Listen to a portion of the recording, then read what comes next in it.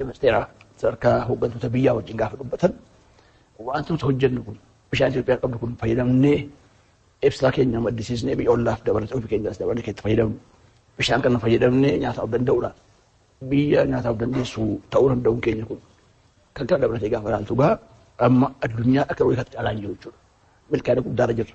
Kun kan dhufeef dippiloomaasiin keenya yeroo kamiin ol caalaatti ol ka'ee waan milkaa'eef qabxii guddaa galmeessa jennee kan fudhannee ilaaluu dandeenya jechuudha. Kanaaf haala baay'ee gaariirra jirra. Itoophiyaan galoo bishaaniiti yookaan guuboo bishaanii qabdi kan jedhu kana warroonni Itoophiyaa hiikuu afaan isaanii keessaa qabu aadaa isaanii keessaa qabu kan jedhu kana jarri kun itti fayyadamaa turan jiru. Kan isaan lakkaan waa lama tokko bokkaa qawwee lammaffaan bishaan isaan qaban bishaan guddaan kun isaan irraa hin hafaa'e. Akka biyyoolessaatti gaafa teessee ilaaltu keessumaa haala amma jirru bishaan gahaan qabnu nuti. Sun seenessa fokkisaadha. Itoophiyaas mootummoota Awurooppaa Afrikaa. Itoophiyaan yookaan guuboo bishaanii miti.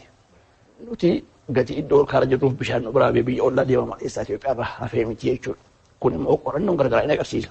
Bishaan lamman gidduu jiraachuun keenya seenessa nuyi qabnu dabalatee akkaataatti warri diina biyya kanaa ta'an Itoophiyaa miidhuuf adeemaa turan itti yaadanii karoora baasanii caasaa ijaarratanii maallaqa ramadanii tarsiimoo ijaarrataniitu Itoophiyaa dhaamsisuuf deemaa turaniiru.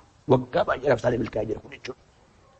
Amma gaa wanta keessaa nuti boonu qabnu yeroo ammaa kana bishaan lamman qabnu sana keessaati bishaan tokko yookaan kan Abbayyaa jiru kun habadan kana booda akka isaa yaadan deemuu hin danda'u.